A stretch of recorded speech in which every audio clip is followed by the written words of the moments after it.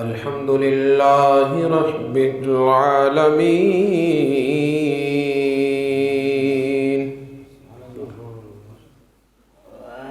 والعاقبة للمتقين والصلاة والسلام على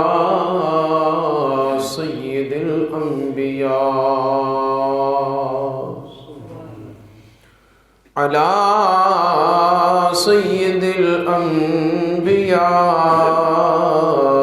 والمرسلين وعلى آله وصحبه أجمعين. أما بعد فأعوذ بالله من الشيطان الرجيم. بسم الله الرحمن الرحيم.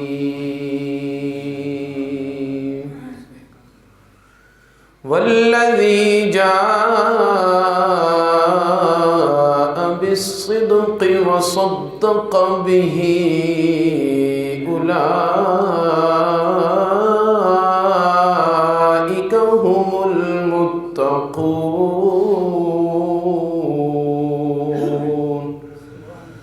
صدق الله مولانا العظيم وصدق رسوله النبي الكريم الأمين. إن الله وملائكته يصلون على النبي يا أيها الذين آمنوا صلوا عليه وسلموا تسليما. الصلاة والسلام عليك يا رسول الله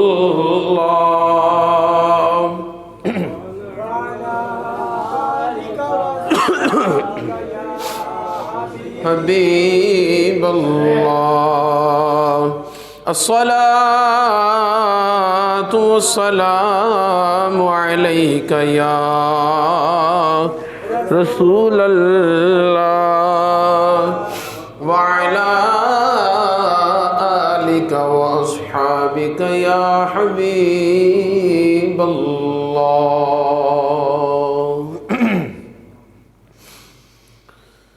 صلی علی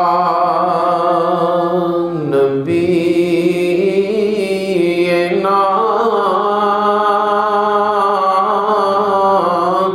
صلی علی محمد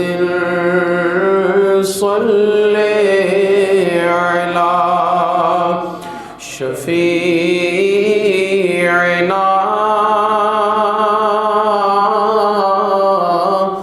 صلی علی محمد. وہ جو نہ تھے تو کچھ نہ تھا، وہ جو نہ ہو تو کچھ نہ ہو، کیونکہ جان ہے وہ جہان کی، جان ہے تو جہان ہے. صلی علی شفیعنا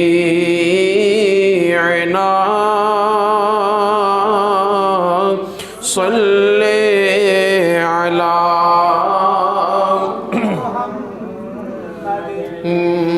صلی علی کریمنا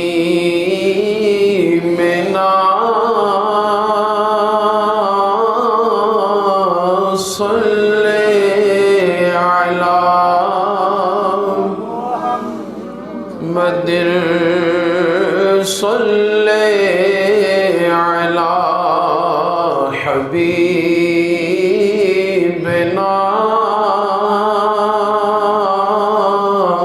صلی علی محمد صلی اللہ علیہ وسلم۔ اللہ تبارک و تعالی جل مجدہ الکریم کی حمد و ثنا حضور نبی کریم رؤوف الرحیم تاجدار مدینہ سرور قلب و سینہ احمد مجتبی حضرت سیدنا محمد مصطفیٰ صلی اللہ تعالی علیہ وآلہ وسلم کی بارگاہ اقدس میں ہدیہ درود و سلام کا نذرانہ عقیدت نہایت محبت کے ساتھ عرض کرنے کے بعد واجب العزت قابل قدر معزز و محتشم بزرگوں دوستوں اور سنی مسلمان غیور بھائیوں، اللہ تعالیٰ کے فضل اس کی توفیق سے جمعۃ المبارک کی اس بابرکت نشست میں مقدس اجتماع میں آپ کو اور مجھے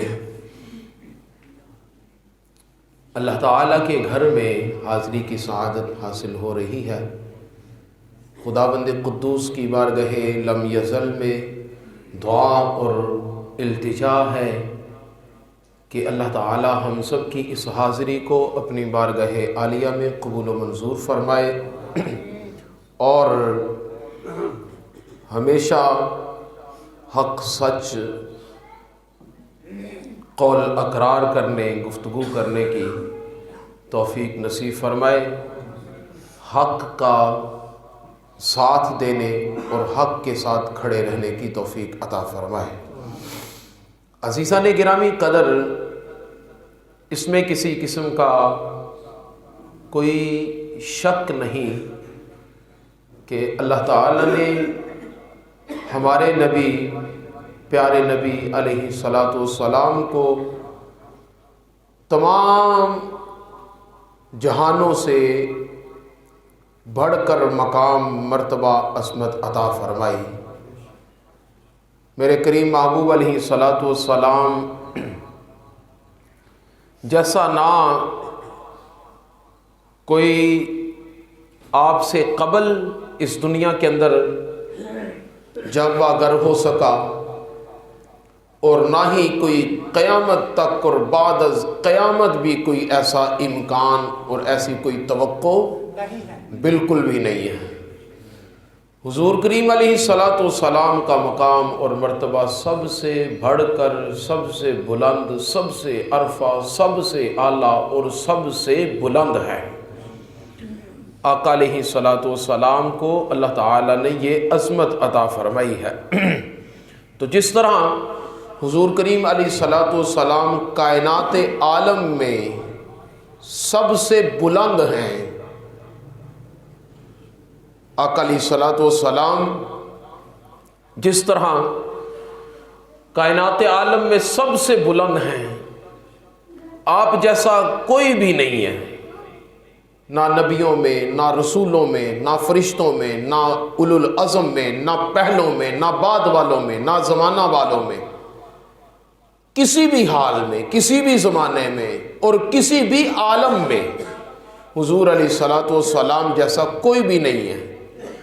بعد از خدا بزرگ توئی قصہ مختصر، اگر اللہ تعالیٰ کے بعد کسی کا کوئی نمبر ہے، مقام ہے، مرتبہ ہے، تو وہ الحمدللہ ہم خوش نصیب ہیں کہ وہ ہمارے نبی علیہ الصلاۃ والسلام کا مقام اور مرتبہ ہے۔ تو اسی طرح اگلی بات بھی سماعت فرما لیں کہ جس طرح کائنات عالم میں حضور علیہ الصلاۃ والسلام جیسا کوئی نہیں ہے، بالکل اسی طرح، بالکل ایسے ہی حضور نبی کریم علیہ الصلاۃ والسلام کی تمام امت میں آقا کریم علیہ الصلوۃ والسلام کی تمام امت میں حضور نبی کریم علیہ الصلوۃ والسلام کے عظیم صحابی حضرت سیدنا صدیق اکبر رضی اللہ تعالی عنہ جیسا کوئی بھی نہیں ہے۔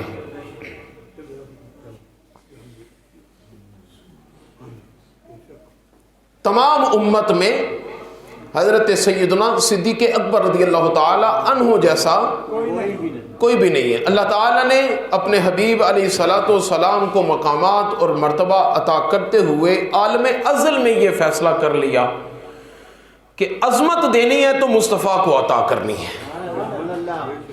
ازل سے ہی اللہ تعالیٰ نے اس چیز کا جو ہے وہ انتخاب فرما لیا کہ اگر میں نے کائنات کے اندر کسی کو اپنا حبیب بنانا ہے تو وہ خدا کا حبیب اللہ تعالیٰ کے حبیب علیہ الصلوۃ والسلام ہوں گے۔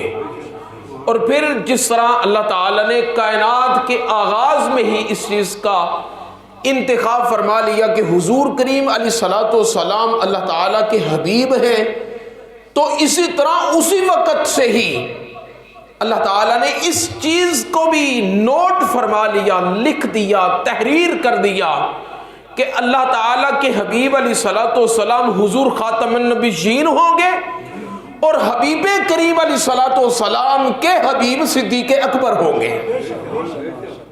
حضرت صدیق اکبر رضی اللہ تعالیٰ عنہ حضور نبی کریم علیہ الصلوۃ والسلام کے حبیب ہوں گے۔ اللہ تعالیٰ کے حبیب علیہ الصلوۃ والسلام نے حضرت ابوبکر صدیق رضی اللہ تعالیٰ عنہ کو اپنا نائب بنایا۔ نیابت عظمی کا تمام جو اتم تھا، اکمال تھا، وہ حضرت صدیق اکبر پر پورا فرمایا۔ ماہ جمادی الثانی شریف کے حوالے سے حضرت ابوبکر صدیق رضی اللہ تعالی عنہ کی عظمت، آپ کی محبت اور آپ کا تذکرہ کرنا اس امت پر واجب ہے۔ حضور علیہ الصلوۃ والسلام نے ارشاد فرمایا میرے ابوبکر کی محبت اور اس کا شکریہ ادا کرنا میری تمام امت پر واجب ہے۔ تو حضرت ابوبکر صدیق رضی اللہ تعالی عنہ کو اللہ تعالی نے وہ مقام اور وہ مرتبہ عطا کیا ہے کہ ابو بکر صدیق رضی اللہ تعالی عنہ جیسا آپ کی ساری امت میں آپ کے پائے کا کوئی ایک بھی نہیں ہے۔ مسند احمد کے اندر حضرت امام احمد بن حنبل رضی اللہ تعالی عنہ روایت لے کر آئے ہیں۔ آپ فرماتے ہیں کہ حضرت عبداللہ بن مسعود رضی اللہ تعالیٰ عنہ اس کے راوی ہیں، فرماتے ہیں ان اللہ تعالیٰ نظر فی قلوب العباد، اللہ تعالیٰ نے بندوں کے دلوں پر نظر ڈالی۔ ان اللہ تعالیٰ نظر فی قلوب العباد، بندوں کے دلوں کو اللہ تعالیٰ نے چیک کیا۔ فوجد قلب محمد صلی اللہ علیہ وسلم خیر قلوب العباد، فرماتے ہیں کہ جب بندوں کے دلوں کو چیک کیا تو میں نے حضور کریم علیہ الصلوۃ والسلام کے دل مقدس کو تمام دلوں سے بہتر پایا۔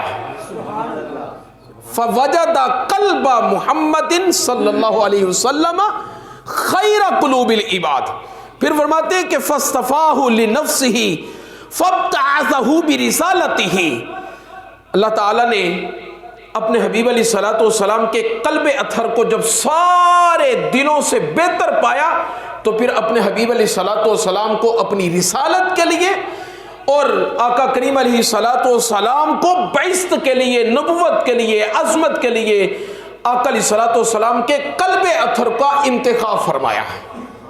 پھر آگے سنیں، فرمایا کہ ثم نظر فی قلوب العباد بعد قلب محمد صلی اللہ علیہ وسلم، جب حضور علیہ الصلوۃ والسلام کے دل اقدس کا انتخاب ہوا تو فرمایا اس کے بعد اللہ تعالیٰ نے بندوں کے دل دوبارہ چیک کیے، دوبارہ دلوں کو چیک کیا۔ جب دوبارہ دل چیک کیے تو حضرت عبداللہ بن مسعود رضی اللہ تعالیٰ عنہ فرماتے ہیں کہ میرے حبیب علیہ الصلوۃ والسلام نے ارشاد فرمایا کہ اللہ تعالیٰ نے پھر اپنے حبیب علیہ الصلوۃ والسلام کا دل اقدس چیک کرنے کے بعد فرمایا فوجد قلب اصحابہ خیر قلوب العباد، حضور علیہ الصلوۃ والسلام کے صحابہ کرام کے دل جو تھے وہ سب سے بہتر تھے۔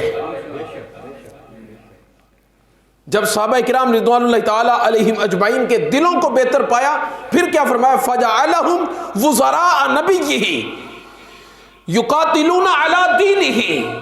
پھر اللہ تعالیٰ نے اپنے محبوب علیہ الصلوۃ والسلام کے صحابہ کے دلوں کو جب بہتر پایا تو پھر ان دلوں میں سے انتخاب کر کر کے اللہ تعالیٰ نے اپنے حبیب علیہ الصلوۃ والسلام کے گرد انہیں جمع کیا۔ پچھلے جمعے آپ نے سماعت فرمایا نا کہ اللہ تعالیٰ نے حضور علیہ الصلوۃ والسلام کے لیے حضور کے صحابہ کو کس نے چنا؟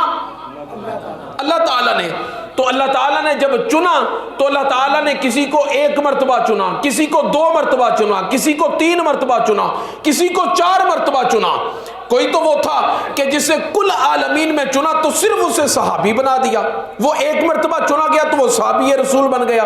کسی کو دوبارہ چنا تو وہ بدری بن گیا، کسی کو تیسری مرتبہ چنا کہ وہ احد والے بن گئے، کسی کو 4تھی مرتبہ چنا تو وہ بیت رضوان والے بن گئے، کسی کو 5ویں مرتبہ چنا تو وہ اصحاب 10 مبشرہ میں سے ہو گئے، کسی کو 6ٹھی مرتبہ چنا تو وہ خلفائے راشدین والوں میں سے ہو گئے، اور کسی کو اللہ تعالیٰ نے اس سے زیادہ مرتبہ چنا تو خالق کائنات نے ان صحاب کو اپنے حبیب علیہ الصلوۃ والسلام کا رشتہ دار بنا دیا۔ کوئی حضور علیہ الصلوۃ والسلام کا سسر اور کوئی آقا علیہ الصلوۃ والسلام کا داماد۔ سبحان اللہ۔ ان کو کس نے چنا؟ ان کا انتخاب کس نے کیا؟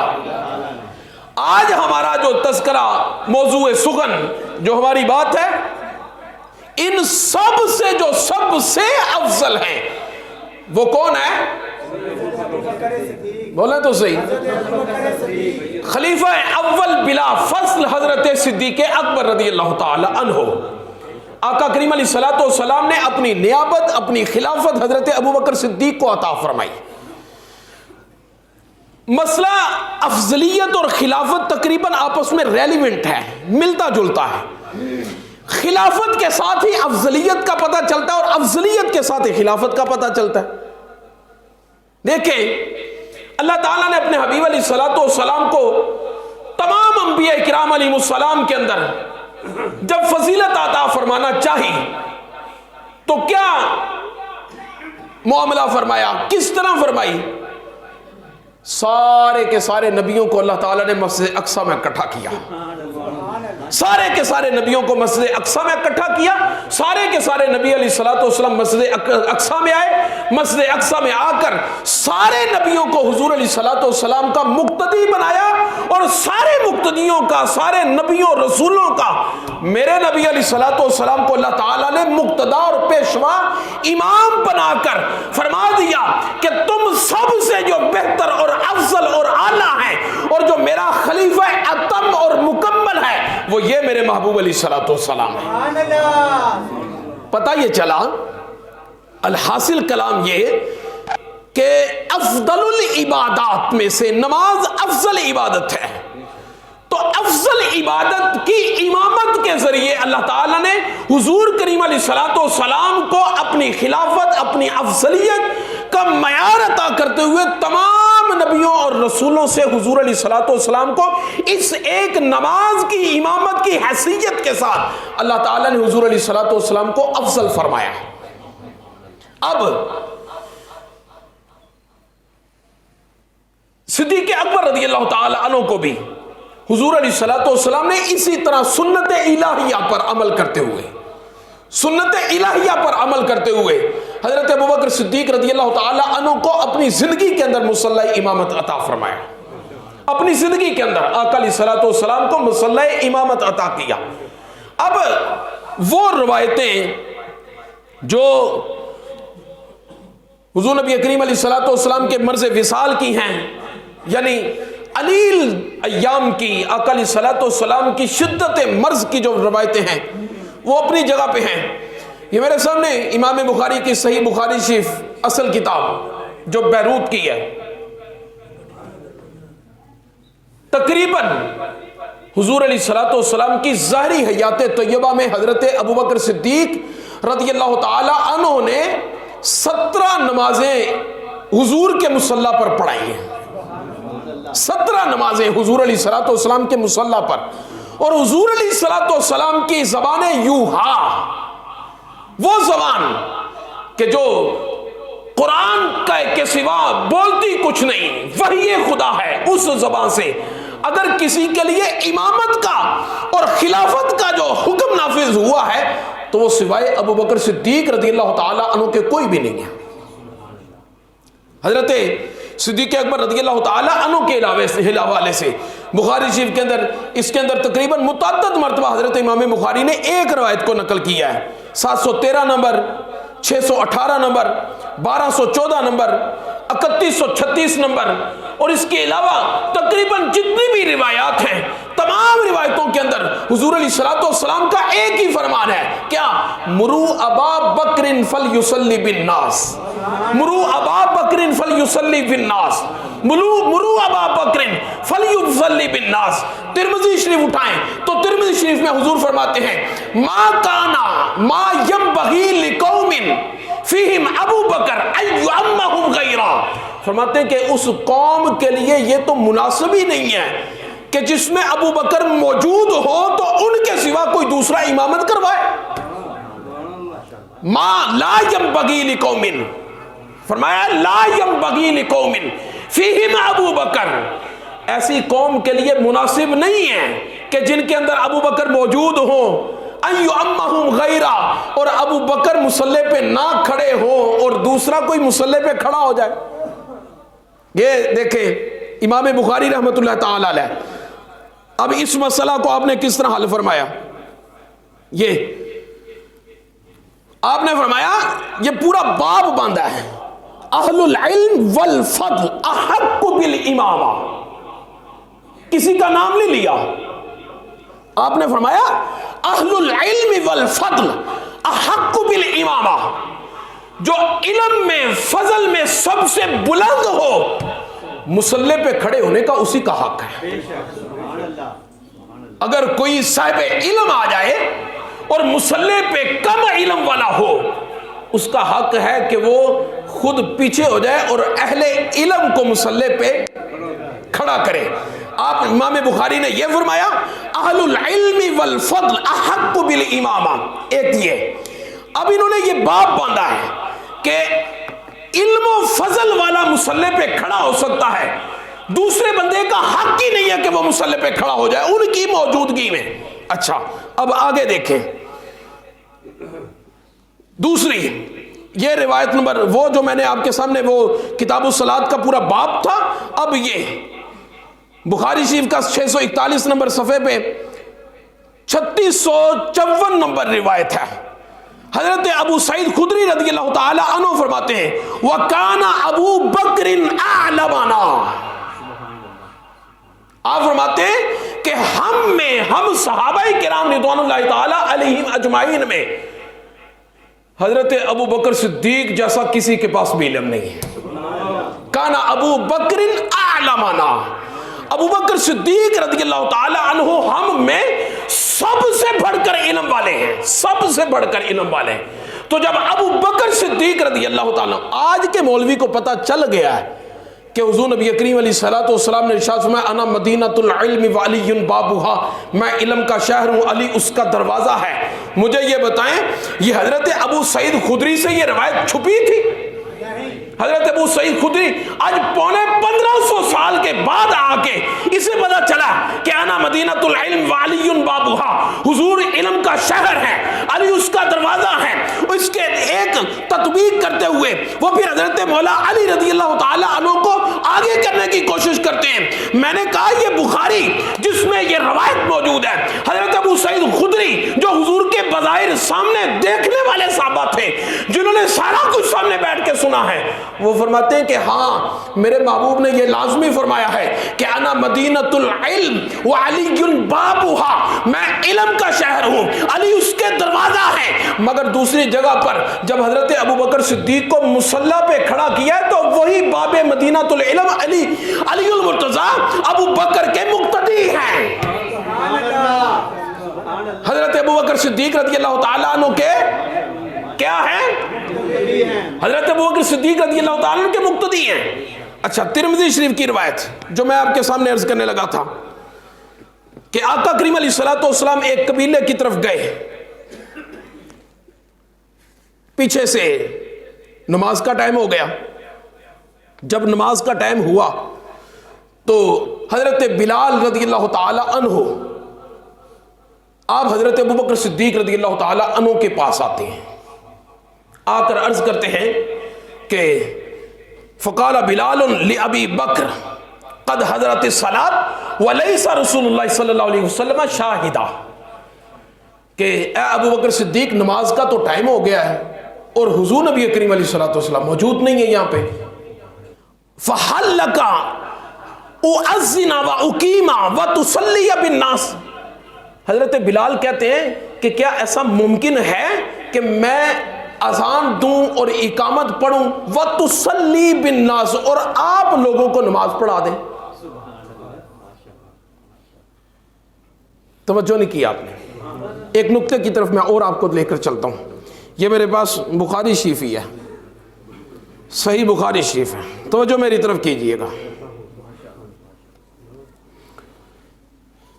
یہ میرے پاس جو اب میں آپ کے سامنے یہ جو روایت رکھتا ہوں یہ 1218 نمبر روایت ہے اور یہ تقریباً 6-7 مرتبہ روایت بخاری شریف کے اندر ہے. 6-7 مرتبہ. نقطہ صرف عرض کرنے لگا ہوں. حضور کریم علیہ الصلوۃ والسلام موجود نہیں ہے. وہ بیماری والی علالت والی روایتیں علیحدہ ہیں، ان کی طرف نہیں جا رہا. ابھی حضور کریم علیہ الصلوۃ والسلام کا دور رسالت چل رہا ہے. آقا کریم علیہ الصلوۃ والسلام حاضر موجود ہیں اور فقط یہاں پر مسجد نبوی میں موجود نہیں ہے، کسی دوسری جگہ پر تشریف فرما ہے. لیکن حضرت رسول کریم علیہ الصلوۃ والسلام کی غیر موجودگی میں توجہ میری طرف کیجئے گا. مسئلہ اگر آپ کو سمجھ آ گیا تو یہ ساری میری محنت سمجھ لو کہ اس کا ثمر مل جائے گا. حضرت رسول کریم علیہ الصلوۃ والسلام کی غیر موجودگی کے اندر جب نماز کا ٹائم ہوا، حضرت بلال حبشی رضی اللہ تعالی عنہ چونکہ مؤذن رسول ہیں، یہ اذان دیتے ہیں، یہ مؤذن ہیں، انہوں نے جب دیکھا نماز کا ٹائم ہو گیا ہے، نماز کا جب ٹائم پورا ہوا اذان دینے کے لیے اٹھے، دیکھا امامت سید الانبیاء علیہ الصلوۃ والسلام نے کرنی ہے. جب آپ موجود نہیں ہیں، جب آپ موجود نہیں ہیں تو موجود کون کون ہے؟ ابو بکر صدیق بھی موجود ہیں، فاروق اعظم بھی موجود ہیں، عثمان غنی بھی موجود ہیں، مولا علی بھی موجود ہے، ابو ہریرہ بھی موجود ہے، حضرت سعید خدری بھی موجود ہے، حضرت انس بن مالک بھی موجود ہے، دیگر سارے صحابہ کرام موجود ہیں. نقطہ صرف عرض کیا کرنا چاہتا ہوں کہ جب نماز کا ٹائم ہوا، بخاری اٹھا کر دیکھ لیں، حضرت بلال حبشی رضی اللہ تعالی عنہ نے جب بھی نماز کے ٹائم کے بعد اقامت کے لیے اور جماعت کے لیے حضرت بلال رضی اللہ تعالی عنہ آئے، فجاء بلال الی ابی بکر،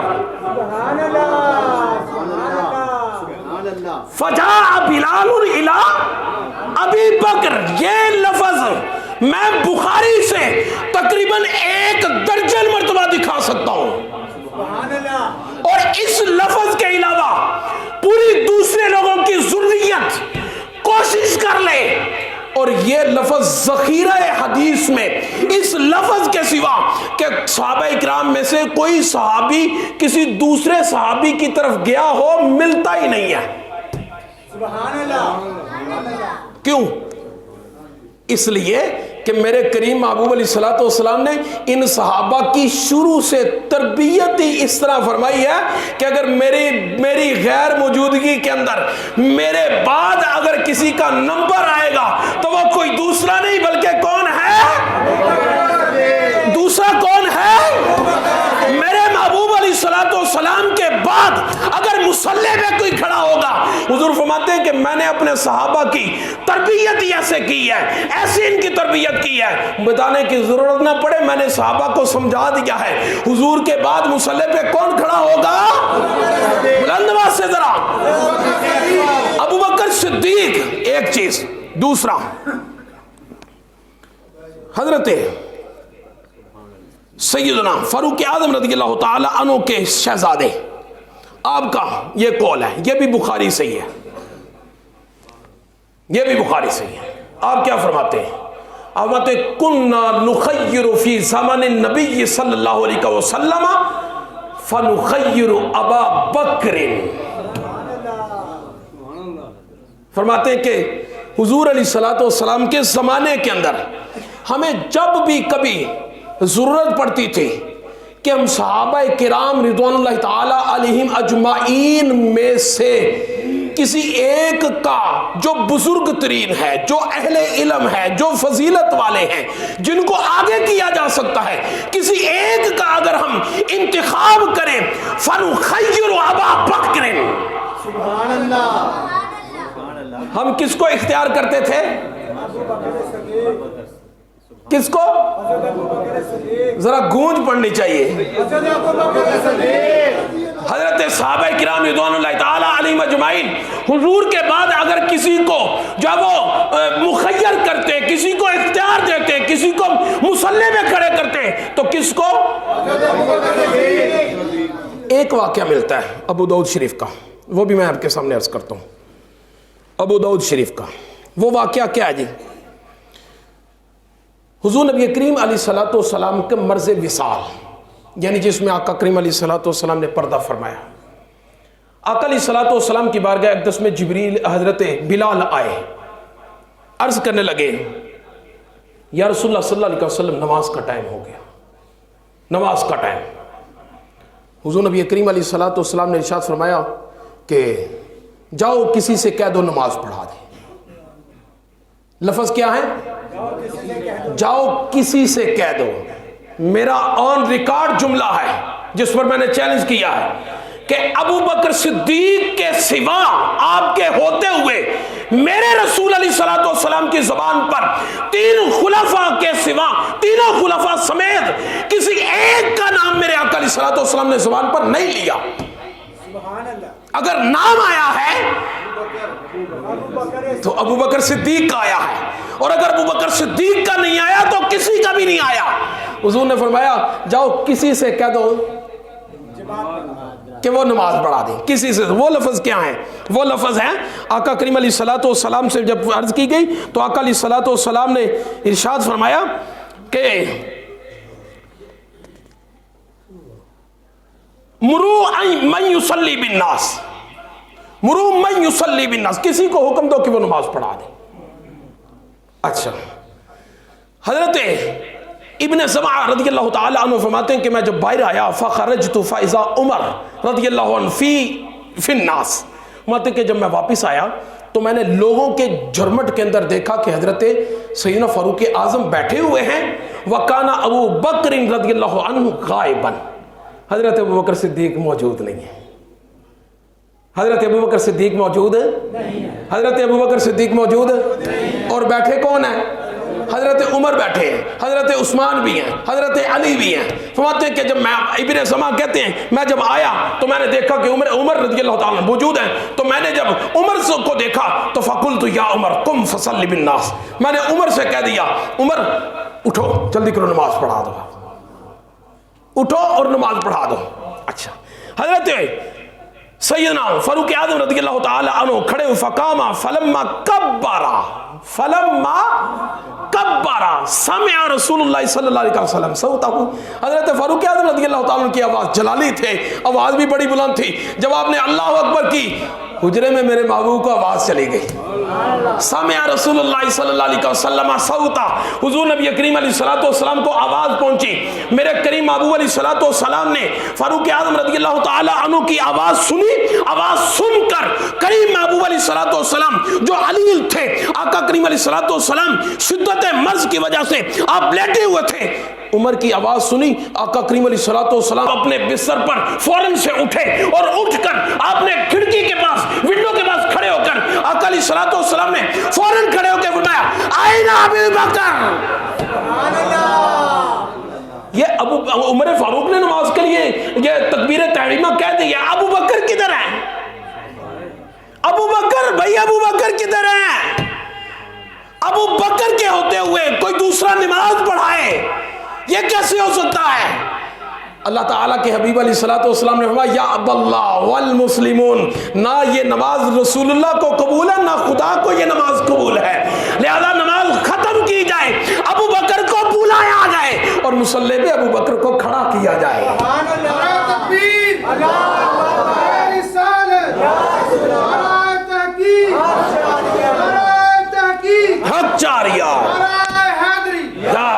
گلی گلی نگر نگر بلند آواز سے گلی نگر نگر ابو بکر ہم سفر ابو بکر ہم سفر ابو بکر. آخری چیز، آخری 2 منٹ کے اندر صرف عرض کر دوں. حضرت مولا علی کرم اللہ تعالی وجہہ الکریم، یہ میرے پاس فتاوی رضویہ موجود ہے، اس پر میں نے نشانیاں تو بہت زیادہ لگائی ہیں لیکن آپ کے پاس وقت نہیں ہے. حضرت مولا علی رضی اللہ تعالیٰ عنہ کی وجہ سے آپ نے فرمایا لا اجد احدا فضلنی علی ابی بکر و عمر الا جلدته حد المفتری. آپ نے فرمایا میں قیامت تک کے تمام لوگوں کو یہ بتا کر جانا چاہتا ہوں، خبردار اگر کسی نے، مولا علی فرما رہے ہیں لا اجد احدا، فرماتے ہیں کہ میں کسی کو دیکھوں نا، لا اجد احدا فضلنی علی ابی بکر و عمر، جو مجھے ابو بکر یا عمر پر فضیلت دے، کیا کروں گا؟ فرمایا الا جلدته حد المفتری، فرماتے ہیں کہ جب مجھے پتہ چل گیا میرے پاس آئے گا 80 درے سزا دوں گا اسے. اچھا جی، حضرت مولا علی رضی اللہ تعالیٰ عنہ، آقا کریم علیہ السلام نے نا ایک مرتبہ ایک اونٹ خریدا. حضور علیہ السلام نے اونٹ خریدا. اونٹ خریدنے کے بعد حضور نبی کریم علیہ السلام نے اس کی قیمت ادھار کر دی. قیمت حکمت کے پیش نظر تھا، نگر ورنہ کائنات کے مالک ہیں، ایک اونٹ طلب کرے صحابہ اکرام اپنا سارا کچھ دینے کے لیے تیار رہتے ہیں. یہی ابو بکر صدیق رضی اللہ تعالیٰ عنہ تن کے کپڑے بھی اتار کر حضور پر قربان کر دیے. اونٹ کیا چیز ہے، دنیا کیا چیز ہے. خداوند قدوس نے اپنے حبیب علیہ السلام کو کون مکان کا مالک بنایا ہے. اونٹ خرید لیا، قیمت ادھار کر لی. قیمت ادھار کی، عرابی نے کہا ٹھیک ہے بعد میں دے دیجیے گا. واپس پلٹا، حضرت مولا علی رضی اللہ تعالیٰ عنہ آگے سے مل گئے. دیکھا اس کے پاس تو اونٹ ہوتا ہے، تیرا اونٹ کدھر ہے؟ رسول کریم علیہ السلام نے خرید لیا ہے. حضور نے خرید لیا ہے تو قیمت کس نے دی ہے؟ قیمت لے لی ہے، کتنے میں بیچا؟ نہیں، قیمت طے ہو چکی ہے لیکن انہوں نے فرمایا کہ قیمت بعد میں دیں گے، ادھار ہو گیا. حضرت مولا علی رضی اللہ تعالیٰ عنہ فرماتے کہ اپنا مسئلہ حل کرنے کے لیے موقع مل گیا. اپنا مسئلہ حل کرنے کے لیے موقع مل گیا. کیا موقع؟ توجہ سے سماعت فرمائے. مولا علی رضی اللہ تعالی عنہ نے حضرت، یہ فتاوی رضویہ شریف کے اندر بھی موجود ہے یہی واقعہ، آپ نے فرمایا کہ واپس جاؤ اور رسول کریم علیہ السلام سے پوچھ کے آؤ یا رسول اللہ صلی اللہ علیہ وسلم یہ میرے اونٹ کے پیسے کون دے گا؟ میرے اونٹ کے پیسے کون دے گا؟ میں دوں گا. آقا علیہ السلام سے عرض کرنے لگا مولا علی نے سکھا کر بھیجا تھا، علی کا سکھا کر بھیجا ہو تو بھول کیسے سکتا ہے؟ آپ نے پوچھا کہ یا رسول اللہ صلی اللہ علیہ وسلم اگر اونٹ کے پیسے دینے سے پہلے آپ کا وقت اجل آ گیا، اگر وقت اجل آ گیا، آپ انتقال فرما گئے، آپ نے پردہ فرما لیا، فحقی الی من، میرے اونٹ کے پیسے کون دے گا؟ حضور علیہ السلام نے فرمایا فاتی علی ابی بکر، تو اونٹ کے پیسے پھر ابو بکر سے لے لینا. وہ عرابی نکلا وہاں سے اور نکل کر حضرت مولا علی رضی اللہ تعالیٰ عنہ اگلے چوک میں پھر کھڑے ہیں. جب وہ آیا فلقیا علی رضی اللہ تعالیٰ عنہ، وہ عرابی پھر حضرت مولا علی کو ملا، حضرت علی المرتضیٰ رضی اللہ تعالیٰ عنہ سے ملا. آپ نے پھر واضح بات سن، وہ آیا اور آپ نے آ کے پوچھا، آپ نے میں کیا کہا رسول کریم علیہ السلام؟ وہ عرض کرنے لگا فقال رسول اللہ صلی اللہ علیہ وسلم الی ابو بکر حقک الی ابو بکر، تیرا حق ابو بکر صدیق تجھے دے دیں گے. آپ نے وہ حضرت مولا علی رضی اللہ تعالیٰ عنہ پھر کہنے لگے اگر ابو بکر رضی اللہ تعالیٰ عنہ بھی تیرے پیسے دینے سے پہلے اگر انتقال کر گئے تو پھر تیرے پیسے کون دے گا؟ اونٹ کے پیسے پھر کون دے گا؟ وہ کہنے لگا کہ اب کیا کروں؟ فرمایا پھر واپس جا اور حضور سے پھر پوچھ کے آ. وہ عرابی پھر واپس پلٹتا ہے، رسول کریم علیہ السلام کی بارگاہ میں پھر جاتا ہے اور پھر عرض کرتا ہے ان یموت ابو بکر، یا رسول اللہ صلی اللہ علیہ وسلم اگر ابو بکر صدیق رضی اللہ تعالیٰ عنہ کو موت واقع ہو جاتی ہے، آپ انتقال فرما جاتے ہیں، آپ اگر پردہ فرما جاتے ہیں تو پھر میرے پیسے کون دے گا؟ حضور کریم علیہ السلام نے کوئی ناراضگی کا اظہار نہیں فرمایا، کوئی زیادہ باتیں نہیں کی. آقا علیہ السلام نے صرف 2 جملوں کے اندر جواب عطا فرمایا فاتی علی عمر الی حقک، اب عمر کے پاس آ جانا، تیرا حق عمر دے دیں گے، تیرا حق عمر دے دیں گے. اچھا جی, حضرت سیدنا فاروق اعظم رضی اللہ تعالیٰ عنہ کا نام آ گیا. وہ واپس پلٹا اور پلٹ کر جب جانے لگا, علی المرتضیٰ پھر وہیں بیٹھے ہیں. آپ نے پھر آواز دے دی. آپ نے فرمایا او بھئی بات سن, کیا کہا رسول کریم علیہ الصلوۃ والسلام نے؟ عرض کرنے لگا سیدنا فاروق اعظم رضی اللہ تعالیٰ عنہ کا نام لیا ہے. آپ نے فرمایا اگر حضرت سیدنا فاروق اعظم رضی اللہ تعالیٰ عنہ بھی انتقال فرما گئے, تیرے پیسے ابھی بھی رہتے ہیں, تو پھر تیرے پیسے کون دے گا؟ وہ کہنے لگا حضرت جی معاف کر دے, معاف کر دے, معاف کر دے, میں پیسے چھوڑتا ہوں. آپ نے کہا نہیں نہیں, تیرا مسئلہ نہیں ہے, تیرے پیسوں کا مسئلہ نہیں ہے, تیرے اونٹ کا مسئلہ نہیں ہے, میں قیامت تک کے لیے خلافت کا مسئلہ حل کرنے کے لیے جا رہا ہوں. آپ نے میں واپس جا اور دوبارہ جا کے پوچھ, جا کے رسول کریم علیہ الصلوۃ والسلام سے یہ عرض کر کہ یا رسول اللہ صلی اللہ علیہ وسلم اگر عمر بھی انتقال فرما گئے پھر ویسے کون دے گا؟ حضور نے فرمایا عثمان غنی.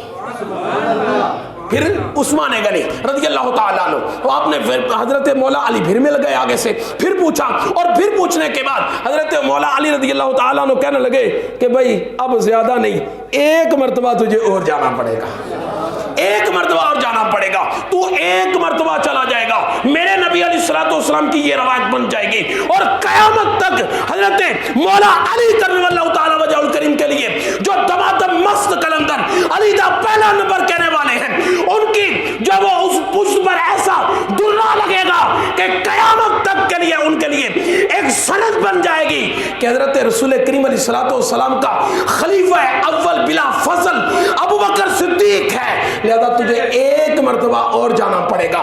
حضرت رسول کریم علیہ الصلوۃ والسلام کی بارگاہ میں جب وہ آیا تو پہلی مرتبہ اس نے پوچھا پیسے کون دے گا؟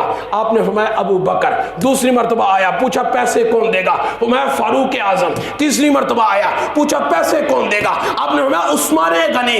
حق تو یہ بنتا تھا الا سیاق الکلام الا ھذا الاختصار. حضور فرماتے کہ علی المرتضیٰ نہیں نہیں, آقا کریم علیہ الصلوۃ والسلام نے ارشاد فرمایا وہ جو باہر بیٹھ کر تجھے بار بار بھیج رہا ہے, چوتھی مرتبہ وہ دے گا.